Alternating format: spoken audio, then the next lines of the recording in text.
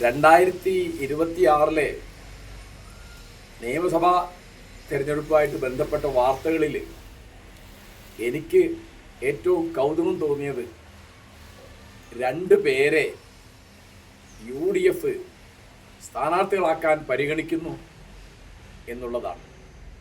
അത് ഒരാൾ CK ജാനുവാണ്, വേറെ ഒരാൾ സണ്ണി M കവിക്കാടാണ്. എല്ലാവർക്കും അറിയുന്ന മാതിരി ആദിവാസികളുടെ അവകാശങ്ങൾക്ക് വേണ്ടി പൊരുതുന്ന ഒരാളാണ് CK ജാനു. ദളിതരുടെ അവകാശങ്ങൾക്ക് വേണ്ടി പൊരുതുന്ന ഒരാളാണ് സണ്ണി കവിക്കാട്. രണ്ടുപേരെയും എനിക്ക് പരിചയമുണ്ട്. എനിക്ക് അവരോട് വളരെ ബഹുമാനമാണ്. UDF ഇങ്ങനൊരു നിലപാടിലേക്ക് എത്തിയല്ലോ എന്നെനിക്ക് വളരെ സന്തോഷം തോന്നി. UDF നമ്മൾ പറഞ്ഞാലും ആ കാര്യങ്ങളൊക്കെ ആലോചിച്ചിരുന്നത് കോൺഗ്രസ്സാണ്. കോൺഗ്രസ് നേതാക്കന്മാരാണ് ഇവരോട് സംസാരിച്ചിരുന്നതെന്നാണ് ഞാൻ മനസ്സിലാക്കുന്നത്. ഇപ്പോൾ തെരഞ്ഞെടുപ്പിൻ്റെ തീയതി വന്നു, കോൺഗ്രസിൻ്റെ സ്ഥാനാർത്ഥി പട്ടിക വന്നു നോക്കുമ്പോൾ ഈ രണ്ടു പേരും ഇല്ല.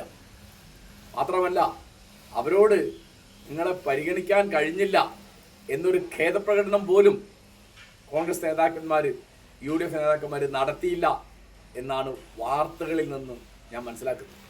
വളരെ കഷ്ടമാണിത്. വളരെ പ്രതിഷേധാർഹമായ ഒരു നിലപാടാണ് കോൺഗ്രസ് എടുത്തത്.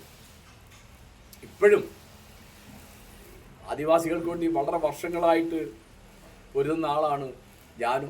അവർ പല പാർട്ടിയിലും പല മുന്നണിയിലും പോയി നോക്കി. ഒരിക്കലും ആ വ്യക്തി അർഹിക്കുന്ന പരിഗണന, കാരണം അത് വ്യക്തിയായിട്ടല്ല അവരെ കാണുന്നത്, അത് വയനാട്ടിലെ ആദിവാസികളുടെ പ്രതീകമായിട്ട് ജാനുവിനെ നമ്മൾ കാണേണ്ടതാണ്.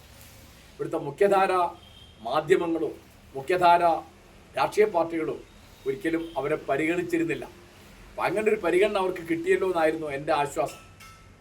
ഇതേ കാര്യം തന്നെയാണ് സണ്ണി കവിക്കാടിനെ പറ്റി പറയാനുള്ളത്. അദ്ദേഹം നല്ല പ്രഭാഷകനാണ്. വളരെ ശക്തമായി ദളിതരുടെ അവകാശങ്ങൾക്ക് വേണ്ടി പൊരുതുന്ന ആളാണ്. വളരെ നിശിതമായി ഇവിടുത്തെ ജാതി വിവേചനങ്ങളെ വിമർശിക്കുന്ന ആളാണ്. അദ്ദേഹത്തിന് ചരിത്രമൊക്കെ നല്ല ധാരണയുള്ള ആളാണ്. അപ്പോൾ അദ്ദേഹത്തെ ഒരു സ്ഥാനാർത്ഥിയായിട്ട് പരിഗണിക്കുന്നു എന്ന് കേട്ടപ്പോൾ സത്യത്തിൽ വലിയ ആവേശം തോന്നി എനിക്ക്. ഇപ്പോൾ അദ്ദേഹത്തിൻ്റെ പേരില്ല. അപ്പോൾ ഇല്ല എന്ന് അവരോട് മര്യാദയ്ക്ക് പറഞ്ഞിട്ടില്ല എന്നാണ് മനസ്സിലാക്കുന്നത്. ഇതൊക്കെ വളരെ കഷ്ടമാണ്.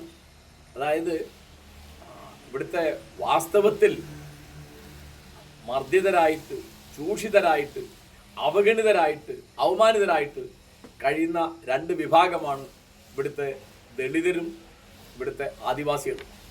അവർക്ക് ഏതെങ്കിലും ഒരു മണ്ഡലത്തിൽ ഒരു സ്ഥാനാർത്ഥിയെ കൃത്യമായിട്ട് ജയിപ്പിക്കാനോ കൃത്യമായിട്ട് തോൽപ്പിക്കാനോ വോട്ടില്ല എന്നതുകൊണ്ട് മാത്രം അവരെ ഈ തരത്തിൽ അവഗണിക്കുന്നത് വളരെ വളരെ പ്രതിഷേധാർഹമാണ് എന്നാണ് എനിക്ക് പറയാനുള്ളത്.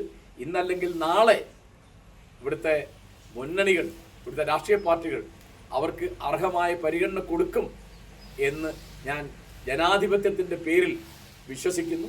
നമ്മുടെ നാട്ടിലെ ജനാധിപത്യ വിശ്വാസികൾ ഇത്തരത്തിലുള്ള വിവേചനങ്ങൾക്കെതിരായിട്ട് ഉണരേണ്ടതാണ് എന്നാണ് എൻ്റെ അഭിപ്രായം.